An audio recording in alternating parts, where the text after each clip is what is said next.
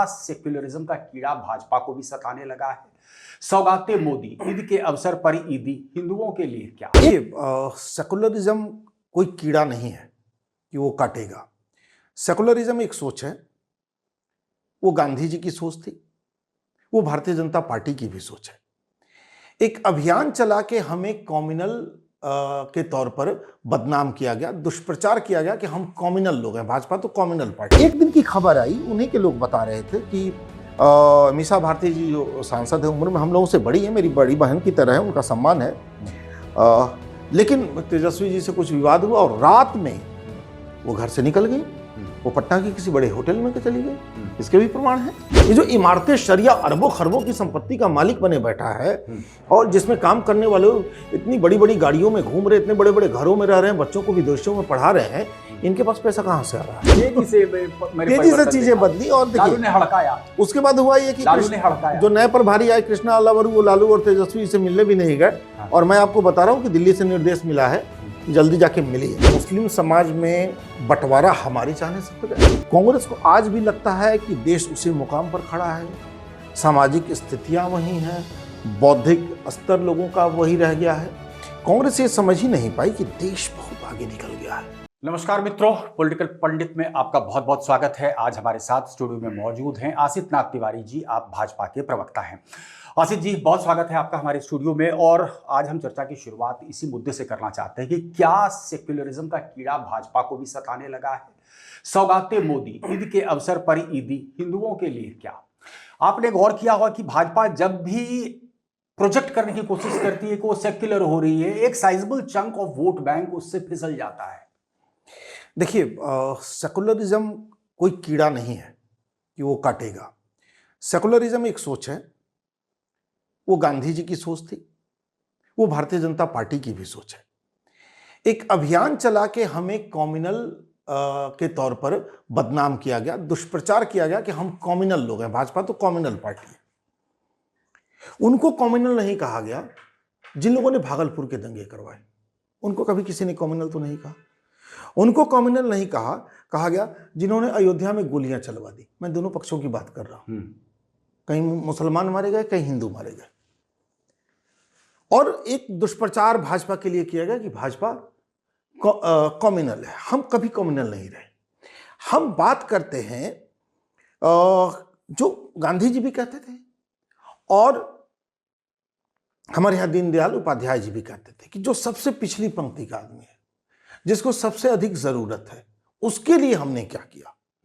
और वहां जैसे ही हम ये प्रश्न उठाते हैं तो कोई हमें कम्युनल कह देगा।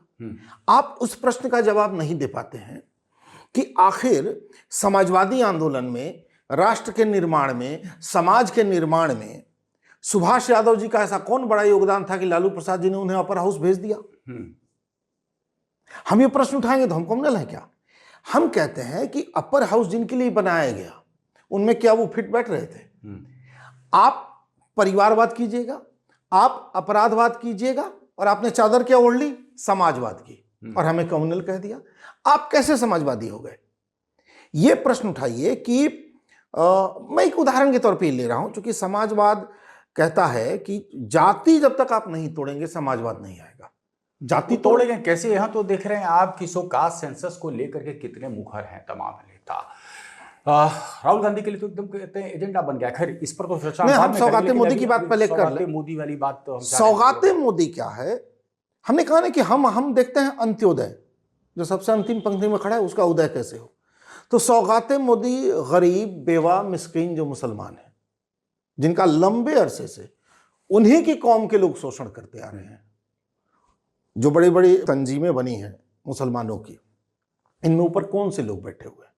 और ये बैठे लोग ये लेविश लाइफ कैसे जी रहे हैं? आराम से इतनी महंगी गाड़ियों से घूम रहे हैं, महंगे कपड़े पहन रहे हैं, इनके बच्चे विदेशों में कैसे पढ़ ले रहे हैं? और जो गरीब है, जो बेवा है, जो मिस्कीन है, जो लाचार मुसलमान है, उसकी वो हालत क्यों हुई है? इस पर ये तंजीमें क्यों नहीं बात करती? तो ये सौगाते मोदी उनके लिए अंत्योदय है। कास्ट सेंसस का आपने एक तरीके से तोड़ निकाला सौगाते मोदी। हमने कास्ट सेंसस का कोई तोड़ नहीं निकाला। हम कास्ट की बात नहीं क्यों कर रहा हूं? देखिए, हर वक्त पोलराइजेशन एक तरफ अगर होता है तो दूसरी तरफ रिवर्स पोलराइजेशन नेचुरल है। रिवर्स पोलराइजेशन जिसका फायदा भाजपा लगातार उठाते आई है, इसका तोड़ निकाल लिया है एक तरीके से तेजस्वी यादव और राहुल गांधी जो हर वक्त वो कास्ट सेंसस की बात करते हैं। हालांकि बिहार में कास्ट सेंसस हो भी गया, क्या परिणाम निकला सबको पता ही है, तो उस पर हम चर्चा बहुत ज्यादा नहीं करेंगे। लेकिन क्या आपकी नीयत मुसलमानों के वास्तविक उत्थान को लेकर के है? सौगाती मोदी के माध्यम से आप एक पहल करना चाहते हैं, या सिर्फ आप चाहते हैं कि मुस्लिम समुदाय में भी बंटवारा हो, आप बाकायदा एक वेज ड्राइव कर दें उनके अंदर ताकि उनका वोट स्प्लिट हो किसी ना किसी तरीके से? आप बताइए कि मुस्लिम समाज में बंटवारा हमारे चाहने से हो जाएगा, या मुस्लिम समाज का बंटवारा? कोशिश तो आप कर रहे हैं। नहीं, मुस्लिम समाज का बंटवारा तो अशराफ मुसलमानों ने कर रखा है। आप एक उदाहरण मुझे बताइए कि किसी शेख ने, किसी सैयद ने किसी अंसारी के यहाँ अपना बेटा या बेटी ब्याह दी हो। देखिए, लव मैरिज अलग चीज है, हमने अपनी मर्जी से शादी कर ली हो, आपने अपनी मर्जी से कर ली हो, वो अलग मसला है।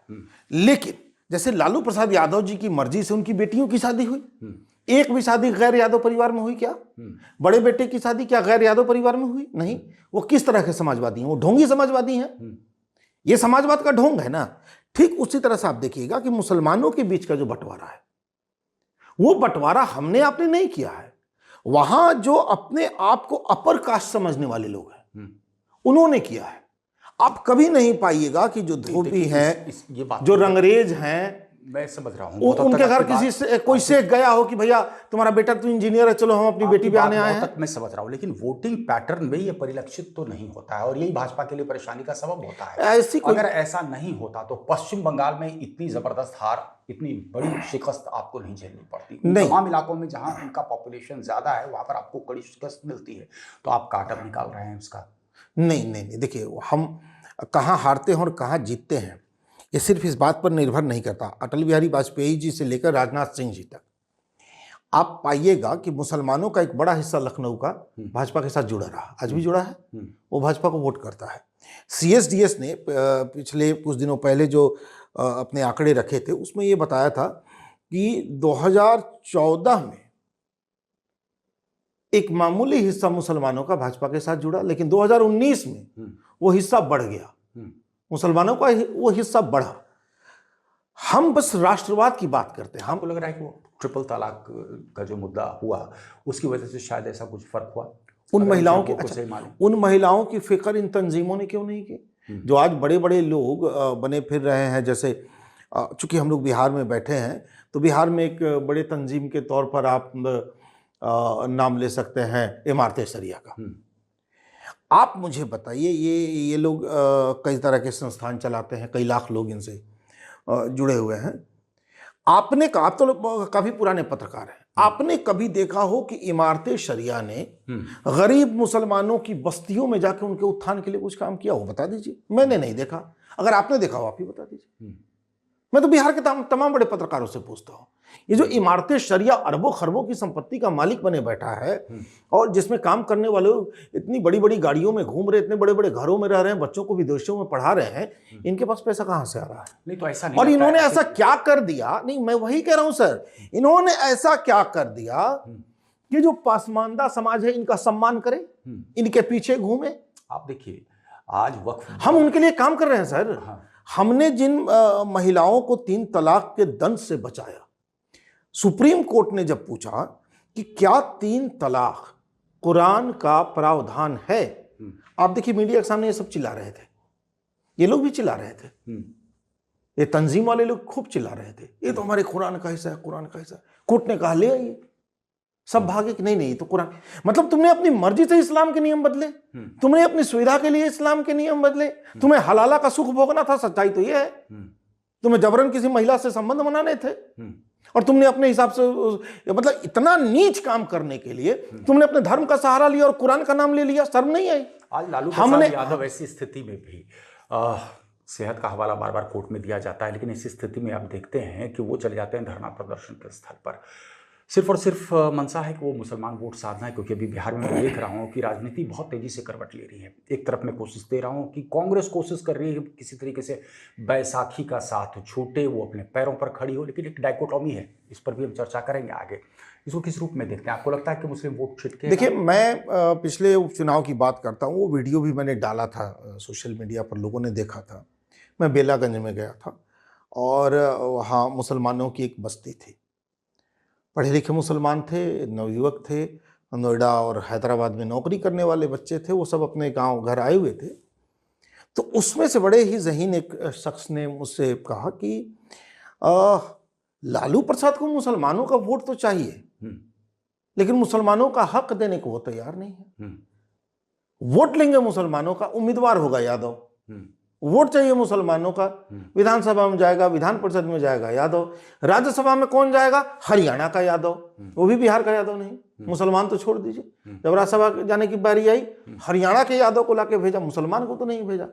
तो हम क्यों उनको वोट दें? ये सवाल मुसलमानों का है। तो इस बार क्या लग रहा है? हमें देखिए, 2025 हमें के इस बात चुनाव की में, खुशी है। आसिफ जी, 2025 के चुनाव में क्या लग रहा है? मुझे लग रहा है बहुत सारे ऐसे फैक्टर्स हैं जिसको कहा जा रहा है तथाकथित रूप से कि भाजपा उनको हथकंडे के रूप में, हथियार के रूप में इस्तेमाल करेगी। एमएम एक फैक्टर है जिसको बार बार आरोप लगता है भाजपा पे कि सो बेसिकली आप ही का प्लांट होता है। तो सीमांचल में मान लें एमएम, कुछ हद तक पीके भी शायद आपके लिए काम करते हुए नजर आएंगे, और तीसरा फिर ये सौगाते मोदी। तो मुस्लिम वोट पर पूरी नजर रहेगी 2025 देखिए, में? मुस्लिम वोट पर नज़र की बात नहीं है। हम्म, एक राजनीतिक दल के तौर पर हमारा प्रयास होता है कि पूरा हिंदुस्तान हमें वोट करे, हम्म, समाज का हर तबका हमें वोट करे, समाज के हर तबके का भरोसा हम पर पड़े, और हम इसलिए काम कर भी रहे हैं। मुसलमान इस देश के नागरिक हैं, और जितने राष्ट्रवादी मुसलमान हैं, पाकिस्तान परस्त नहीं।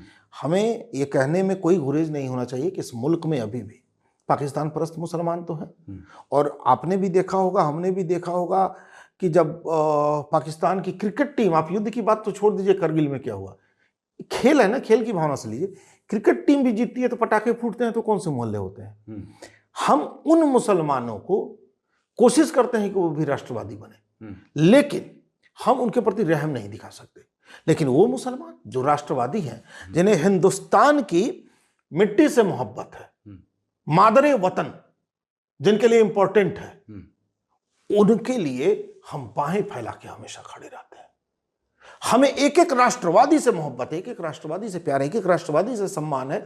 और अंत्योदय, अंतिम पंक्ति में खड़ा वो गरीब, वो लाचार, वो मिस्कीन, कह रहे हैं कि पहले वो बेवा। आप आसिफ जी, कांग्रेस में भी एक बहुत लंबा आपका समय गुजरा है, कांग्रेस को बहुत नज़दीक से आप जानते हैं। अभी बिहार की राजनीति में कांग्रेस को लेकर के चर्चा जो है वो गरमाई हुई है। एक दिन देखता हूं कि मल्लिकार्जुन खड़गे जी वो कांग्रेस के तमाम नेताओं को दिल्ली बुलाते हैं, बैठक होती है। बाद में कुछ अंदर खाने से ऐसी खबरें निकल के आती हैं कि लालू प्रसाद यादव आंखें अपनी जो है वो भ्रिकुटी तान देते हैं और कांग्रेस को एक तरीके से कहते हैं कि अगर अकेले लड़ना है तो लड़ लो। ये चर्चा क्यों शुरू हुई कि लालू की बगैर अनुमति या बगैर जानकारी के ही कन्हैया कुमार भितियरवा से पदयात्रा शुरू करते हैं।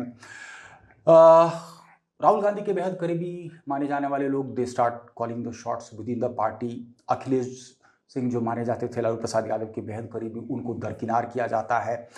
अब लगातार मैं देख रहा हूं कि राहुल गांधी का दौरा पे दौरा भी हो रहा है। तो कांग्रेस में आखिर चल क्या रहा है? आपके तो सोर्स होंगे कांग्रेस में, और आप पहले तो पत्रकार थे, तो ये सोर्स को तो आप कभी त्याग नहीं सकते हैं। हो क्या रहा है? आपको लग रहा है कि कांग्रेस चाह रही अंदर से, मनसा तो है कि 1990 के पहले की स्थिति किसी तरीके से बहाल की जाए, और तो एक अब अभियान भी चला गया है कि हर घर पर जो है कांग्रेस का झंडा लहराएगा। नहीं, देखिए, कांग्रेस की समस्या क्या है कि कांग्रेस आज भी देश की राजनीति 1947 के बाद 1960-70 तक जो या 80 तक आप मान लीजिए जैसी राजनीति चली, उसी तरह से करना चाहती है। कांग्रेस को आज भी लगता है कि देश उसी मुकाम पर खड़ा है, सामाजिक स्थितियां वही हैं, बौद्धिक स्तर लोगों का वही रह गया है। कांग्रेस ये समझ ही नहीं पाई कि देश बहुत आगे निकल गया है। अपने श्रम से, अपने कौशल से, अपने विवेक से देश ने अच्छी यात्रा तय कर ली है। आप वहीं खड़े हैं कि मुसलमानों को डरा देंगे, संघ आ जाएगा, संघ आ जाएगा। आप वहीं खड़े हैं कि दलितों को डरा देंगे, सवर्ण आ जाएंगे, सवर्ण आ जाएंगे। आप वहीं खड़े हैं कि ब्राह्मणों को डरा देंगे, हरिजन एक्ट हो जाएगा, हरिजन एक्ट हो जाएगा, हम ही तो बचाते हैं तुमको। और आप ये डर का वातावरण पैदा करके लोगों का वोट लेते रहेंगे। मुसलमान ये समझ गए कि आज़ादी के बाद लंबे अरसे तक मुसलमानों को डरा धमका के रखा गया। अंडा बेचने, पंचर बेचने से ऊपर मुसलमानों की एक बड़ी आबादी को उठने नहीं दिया गया था। इसके लिए तो हम गुनहगार नहीं है, वही गुनहगार है। मेरा सवाल कुछ दूसरा था। नहीं, मैं कांग्रेस की कांग्रेस मैं जो आपको जिस मुद्दे पर लाना चाह रहा हूं कि मुझे दिख रही मतलब कांग्रेस की तरफ से एक प्रयास ये दिख रहा है, कांग्रेस चाहती है कि बैसाखी को डंप किया जाए। बार बार मैं इस बात का जिक्र भी करता हूं, 2014 का आपको वाकया याद होगा ना कि लालू प्रसाद यादव किस तरीके से आक्रोशित थे, पैदल ही मार्च किए थे वो राजभवन, क्योंकि सोनिया गांधी मिल तक नहीं रही थी, कहीं कोई फार्मूला तय नहीं हो पा रहा था। आज की तारीख में ऐसा तो नहीं लग रहा है कि कांग्रेस जो भी स्टेप्स ले रही है सिर्फ और सिर्फ इस बात को ध्यान में रखकर कि भाई पिछली बार 70 सीटें मिली थी, लेकिन बार बार राजद ये हवाला देती कि आपका स्ट्राइक रेट इतना कमजोर था तो 70 सीटें लेकर के क्या करेंगे, तो सिर्फ और सिर्फ बार्गेनिंग को लेकर के। उत्तर प्रदेश का भी पूरा वाकया आपको याद ही है कि इतनी बढ़िया उन्होंने एक पहल शुरू की थी लोगों के साथ संवाद खाट पे बिठा के। ये क्या है, उसकी तो खाट खड़ी हो गई।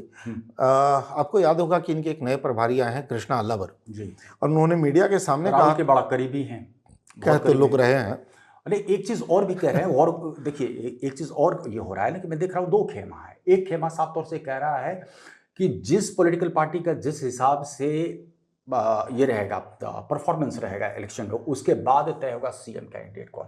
लालू को ये पसंद आएगा कि हालांकि अखिलेश सिंह वगैरह जैसे लोग हैं जो लालू के बहुत करीबी कहे जाते हैं, वो तो बार बार कह रहे हैं कि भाई वो लार्जेस्ट पार्टी है तो जाहिर तौर पर मुख्यमंत्री तेजस्वी यादव ही होंगे। लेकिन मैं वही बात कह रहा हूँ। तो अल्लाह आए तो इन्होंने मीडिया के सामने कहा कि संभव है कि कांग्रेस अकेले चुनाव लड़ ले। उसके बाद सब दिल्ली तलब किए गए, आपको भी मालूम है, और दिल्ली में उन्हीं से बयान दिलवाया गया कि नहीं हमारा गठबंधन बरकरार रहेगा, हम गठबंधन में ही चुनाव लड़ेंगे। भैया ऐसा क्यों हुआ कि आप दिल्ली गए और आपको ये बयान देना पड़ा? मतलब आपको कहा गया होगा आप चलो सफाई दो, क्यों ऐसा बोल दिया? बहुत तेजी से चीजें बदली। और देखिए ने हड़काया, उसके बाद हुआ ये कि जो नए प्रभारी आए कृष्णा अल्लावर, वो लालू और तेजस्वी से मिलने भी नहीं गए। और मैं आपको बता रहा हूँ कि दिल्ली से निर्देश मिला है कि जल्दी जाके मिलिए, 1-2 दिन में आप वातावरण बनाइए। लालू जी अभी मिलने को तैयार नहीं है। अभी इनका प्रयास कांग्रेस के लोगों का शुरू है, लेकिन अभी लालू जी समय नहीं दे रहे हैं, तेजस्वी जी अब समय नहीं दे रहे हैं। अब दिल्ली से लालू जी और तेजस्वी जी को मनाया जा रहा है कि ना मिल लीजिए इनसे। कृष्णा अल्लावर जा रहे हैं, मिलना चाह रहे हैं तो मिल लीजिए। दिलचस्प हो रहा है। नहीं अब देखिए चीजें बदल गई। लालू जी 2014 का बदला ले रहे हैं। हाँ नहीं, अभी भी आके जो तमाशा इन लोगों ने किया उसका भी हो सकता है, उसकी भी नाराजगी हो। इन्होंने कह दिया हम अलग लड़ लेंगे या अलग नहीं लड़ पाएंगे।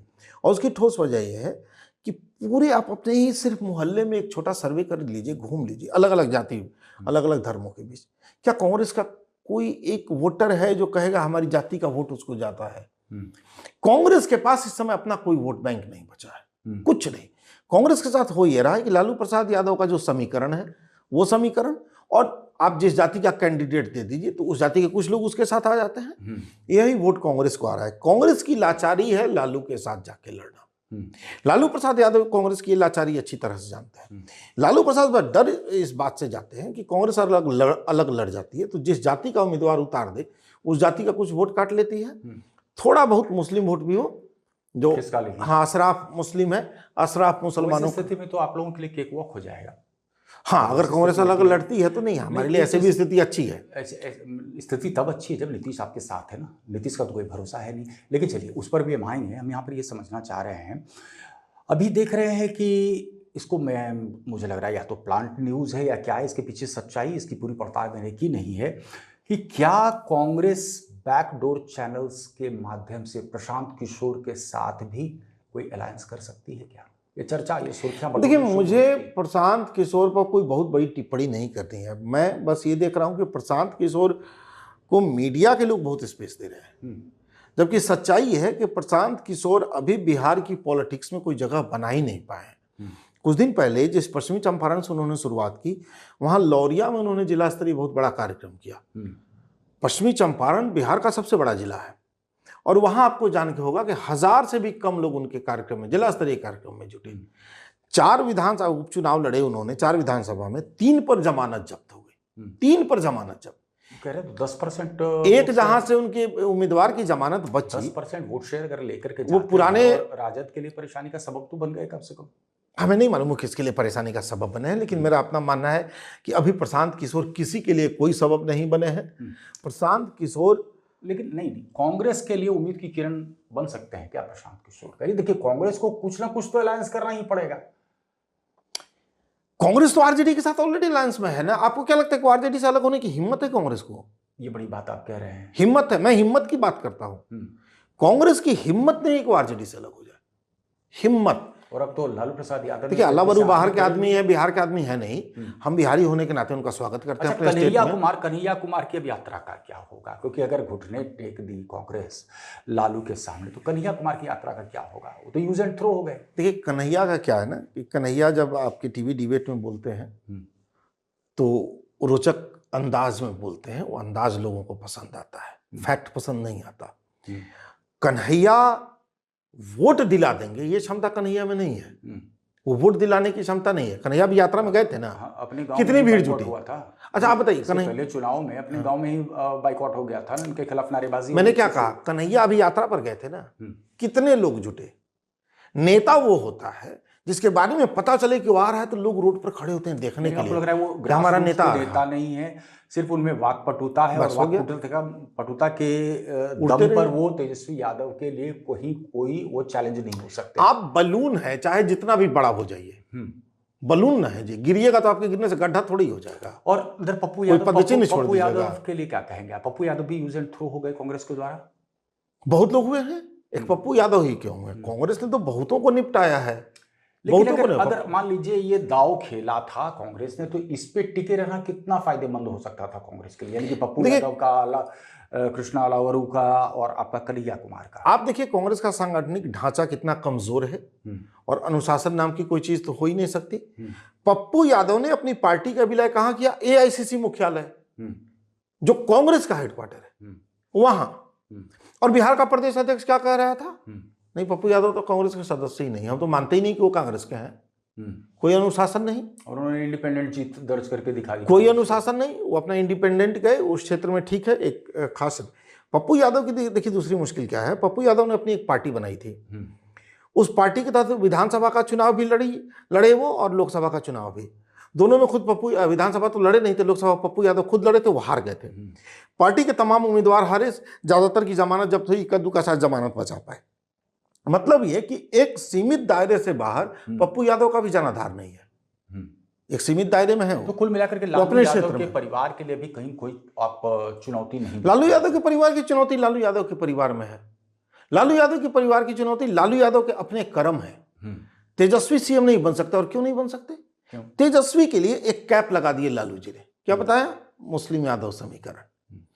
अब मुस्लिम यादव समीकरण, मान लीजिए कि 100 लोग वोट करते हैं और मुस्लिम यादव आपका समीकरण हुआ 21-22, मतलब 100 में 21-22 आपके साथ है। 100 ने अगर वोट किया तो 100 में 21-22 आपके साथ है, और आपके खिलाफ कितने हैं? 80-79। तो उसकी सरकार बनेगी, आपकी बनेगी, आप कब सीएम बन पाइएगा? मतलब जिस लालू ने उनको ताकत दी, 19-20 की ताकत दी, उसी लालू ने एक ऊपर से कैप भी लगा दिया। अब इसके ऊपर तो नहीं जा सकते। एक मैं देख रहा हूं, एक छटपटाहट जरूर है, खास करके जो नई लीडरशिप अब राजद में इमर्ज कर रही है, इसमें एक छटपटाहट है कि लालू की लेगेसी का फायदा तो उठाना चाहता है, लालू के बैगेज को लेकर के आगे नहीं बढ़ना चाहती है। कई चुनावों में आपने देखा होगा कि उनकी तस्वीरें तक नहीं थी। ये क्या कारगर होता है ऑन ग्राउंड? पहले बुरा बाल साफ करो के नारे सुनने को मिलते थे, अब A to Z की पार्टी सुनने को मिलता है। तो एक्चुअली क्या है कि ऑन द ग्राउंड इसका असर दिखता है क्या? देखिए डाकू रत्नाकर से जब कहा गया कि जाके अपनी पत्नी से पूछो कि तुम जो ये खून बहाते हो, लूट मचाते हो, जो पाप कमाते हो, क्या इसमें भी वो हिस्सा लेगी या सिर्फ धन में हिस्सा लेगी? पत्नी ने क्या कहा कि नहीं, जो तुम कमा के धन लाते हो हम तो उसी को भोगेंगे, पाप कर्म तुम्हारे हैं। और फिर रत्नाकर क्या, वाल्मीकि बन जाते हैं।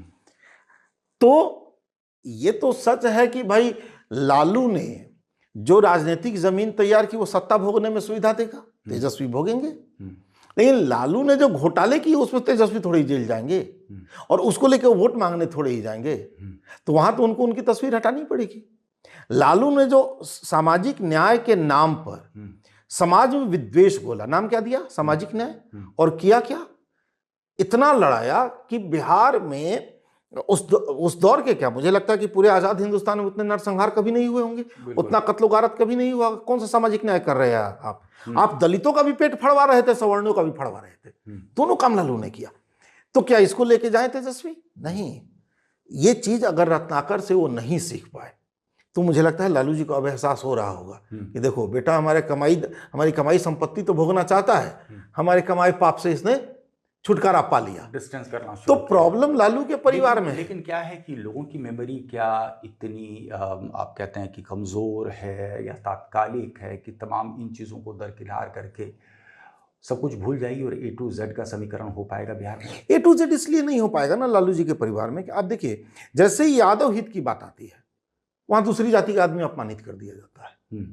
ये वहां लगभग सबने, इवन जिन MY समीकरण की बात कर रहे हैं उसमें मुसलमान कोई नेता भी अगर यादव हित के बराबर में आ गया तो उसको निपटा दिया जाता है। कई उदाहरण हैं हम लोग के सामने हैं कि कैसे निपटाए गए मुसलमान नेता भी, वहां सवर्ण नेता कैसे निपटा दिए गए। वहां कोई महत्व नहीं है, आपका यादव होना वहां जरूरी है, नहीं तो आप निपटा दिए जाएंगे। लेकिन यादवों की हिस्सेदारी किसको देनी है? परिवार को। सवाल मेरे पास बहुत, आप बताइए, ऐसा कोई परिवार मिलेगा क्या? नहीं, मैं शार्प और विटी क्वेश्चंस कुछ आपसे लेना चाहता हूं। बीच में ऐसी खबरें भी आ गई कि परिवार में भी थोड़ा सा विघटन की स्थिति उत्पन्न हो गई है, कोई जानकारी? मैं बता देता हूं। देखिए उस परिवार को देखिए, लालू जी चुनाव लड़ने के लिए योग्य नहीं है, वरना वो भी सदन में होते। राबड़ी जी सदन में है, मीसा भारती सदन में है, तेज प्रताप सदन में है, तेजस्वी सदन में है, रोहिणी हार गई, अलग बात है वो भी। आप बताइए यादवों की क्या हिस्सेदारी? पहले पूरे परिवार को सेटल करो, सबको टिकट दो कि वो सदन में बैठे, फिर उनके मित्र हरियाणा से हैं उनको राज्यसभा भेज दो, उसके बाद जो बचेगा वो यादव। मतलब ये नहीं कि सब कुछ यादव को ही मिल रहा है, पहले सब परिवार, रिश्तेदार, साला साढ़ू इनको मिल रहा है।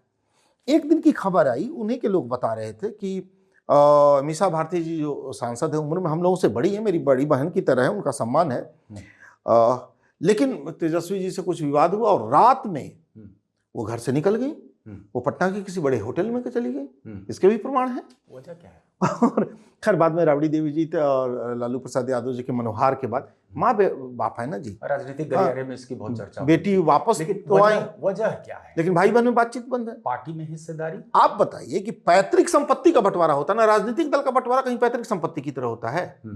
उस परिवार में चूंकि आप पारिवारिक पार्टी बनाइएगा तो संपत्ति की तरह बटेगी। तो क्या होता हुआ आप देख रहे हैं? अब सबको हिस्सेदारी चाहिए, मीसा भारती को हिस्सेदारी चाहिए, रोहिणी आचार्य, एक हेमा है, मुझे तो खबर है कि हेमा यादव को भी बराबर की हिस्सेदारी चाहिए।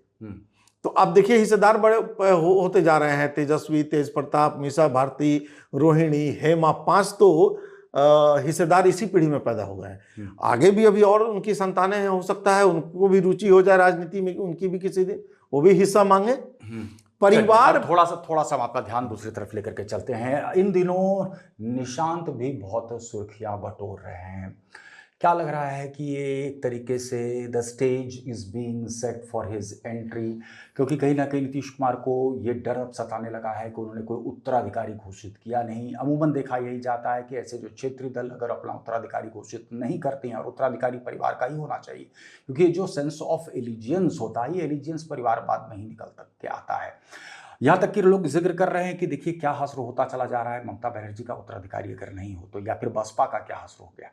तो आपको लग रहा है कि उत्तराधिकारी की चिंता नीतीश कुमार को अब सता रही है? और तभी मैं देख रहा हूँ कि निशांत जो बिल्कुल दूरी बना करके रखते थे मीडिया से, एकाएक वो मुखर हो रहे हैं। कई बार तो वो पिताजी के लिए बैटिंग करते हुए नजर आ रहे हैं। देखिए राजनीतिक दलों को पारिवारिक संपत्ति की तरह नहीं देखना चाहिए कि एक बेटा होगा जो आगे इस संपत्ति को भोगेगा, ये कोई जरूरी नहीं। राजनीतिक दल विचारधारा आधारित होने चाहिए, और विचारधारा कोई खत्म नहीं होती, कोई खत्म नहीं होती, चाहिए, होता कहाँ है?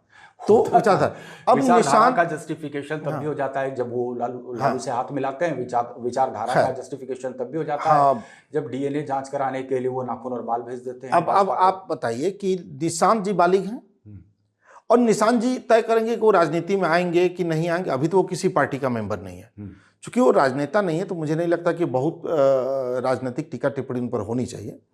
निशांत जी अगर हमारी पार्टी में आते हैं हम उनका स्वागत करेंगे। निशांत जी जदयू में जाना चाहते हैं हम उनका स्वागत करेंगे। निशांत जी किसी और भी दल में जाएंगे तो एक यूथ फेस है, हम राजनीति में उनका स्वागत करेंगे। वैचारिक सहमति असहमति अपनी जगह पर है, वो अभी राजनीति में है नहीं, आएंगे नहीं आएंगे हमें नहीं मालूम। चलिए उनके विषय को थोड़ा सा हम साइड करते हैं। अब एक विषय जो इन दिनों काफी सुर्खियां बटोर रहा है वो ये है कि अब अमित शाह का भी दौरा लगातार हो रहा है। अभी प्रधानमंत्री दौरा करके गए हुए थे, और एक तरीके से बजट में आपने बिहार के लिए एक पिटारा सा खोल दिया। अमित शाह भी कह रहे हैं कि बहुत सारे अनाउंसमेंट यहाँ पर करने वाले हैं। अमित शाह के इस दौरे को कुछ लोग अलग तरीके के चश्मे से भी देखना चाहते हैं। कुछ लोग ये कह रहे हैं कि भाजपा मजबूती से चुनाव लड़ेगी और कहीं ना कहीं ऐसा होगा कि महाराष्ट्र मॉडल की पुनरावृत्ति बिहार में हो जाएगी? देखिए, बिहार को बजट में बहुत कुछ मिला, तो बार बार कहा जा रहा है पिटारा खुल गया, सिर्फ बिहार को नहीं मिला है। 2014 से केंद्र में जब हमारी सरकार आई है, आप क्रमवार देखिए, राज्यों की सूची बनाइए, तो आप पाइएगा वही अंत्योदय की हम बात कर रहे हैं ना, कि अलग अलग राज्यों की अलग अलग समस्याओं को देखा गया और ये देखा गया कि कहाँ कितनी मदद की जरूरत है, केंद्र से क्या मदद की जा सकती है। केंद्र की भी अपनी क्षमता है, वो कितनी मदद कर सकता है कि उस समस्या से राज्य को बचाया जा सके। कोई बड़ी समस्या किसी राज्य की है, बिहार की कुछ अलग समस्याएं हैं तो झारखंड की अलग है, यूपी की अलग है, और केंद्र सरकार ने उस हिसाब से उस राज्य में योजना चलाने के लिए पैसे दिए। बिहार की बारी आई, बिहार को भी पर्याप्त पैसा मिला। हमें बिहार को भी इसकी गरीबी से, मुफलिसी से, पिछड़ेपन से ऊपर उठाना है। ये आपने इसलिए भी किया कि बार बार जो ये मांग हो रही थी विशेष राज्य का दर्जा आज इंडिस्पेंसिबल हो चुके हैं नीतीश कुमार और जदयू भाजपा के लिए। केंद्र में सरकार चल रही है उनके सपोर्ट के बेसिस पर, तो उनको चुप करने के लिए आपने इस तरीके का पैकेज? नहीं, फिर मैं कह रहा हूं, अच्छा झारखंड में तो हमारी सरकार नहीं थी, इसके पिछले बजट में तो हमने झारखंड को भी बहुत पैसा दे दिया। ये कह रहे थे कि सिर्फ जो कुछ दिया बिहार के लिए ही दिया। हमारी सरकार तो नहीं थी, नहीं, इसके पिछले बजट में हमने दिया ना झारखंड को भी। हम जान रहे हैं कि वहाँ की आदिवासी समस्याएं क्या है। हमने उड़ीसा को भी दिया, उड़ीसा में भी तो हमारी सरकार नहीं थी, लेकिन हमने तो वहाँ, लोगों ने कहा उड़ीसा को इतना पैसा दे दिया, उतना पैसा दे दिया। आप देखिए, वो स्टेट जहाँ के कुछ अलग अलग इलाके अलग अलग समस्याओं से जूझ रहे हैं, हमें उन लोगों को उन समस्याओं से बाहर निकालना है। वहां हमारी सरकार हो ना हो, ये अलग मसला है। बिहार की बारी आई, हमने बिहार को भी दिया। जो अंतिम सवाल मैं आपसे करना चाहता हूं, ये मान लिया जाए कि सब कुछ ठीक ठाक है, जदयू और भाजपा के बीच यही समीकरण रहेंगे, जो सीट बंटवारे का फॉर्मूला था वो सही वक्त पर जो है वो उसको कर लिया जाएगा सीट बंटवारे को लेकर के, लेकिन ये गठबंधन इंटैक्ट रहेगा और 2025 में अब मजबूती से चुनावी मैदान में निश्चित तौर पर हमारा गठबंधन बहुत मजबूत है। हमारे गठबंधन में कहीं कोई गफलत नहीं है। हम बहुत ही मजबूती के साथ चुनाव लड़ रहे हैं और हम बहुत ही मजबूती के साथ चुनाव जीत भी रहे हैं। इस बार हमारा जनाधार 2020 के मुकाबले काफी बढ़ा है, जनता का विश्वास हम पर काफी बढ़ा है। और आप जिस सौगाते मोदी से आपने इसकी शुरुआत की थी, उस सौगाते मोदी ने ये मैसेज स्पष्ट कर दिया है कि हम गरीब, बेवा, मिस्कीन, पासमानदा के साथ खड़े लोग हैं, हम सामंत शाह नहीं हैं। और ये जो तंजीमें चल रही हैं ना, जिन्होंने लूट मचा रखी है पूरे इस्लामिक समाज में, हमारी निगाह उन तंजीमों की गतिविधियों पर भी है। चलिए आसित नाथ जी, आप हमारी स्टूडियो में आए, आपका आने के लिए बहुत बहुत धन्यवाद। आत्मविश्वास से लबरेज नजर आ रहे हैं आसित नाथ तिवारी जी। इस कार्यक्रम में बस इतना ही, लेकिन दर्शकों आपसे गुजारिश है, अभी तक अगर आपने इस चैनल को लाइक और सब्सक्राइब नहीं किया है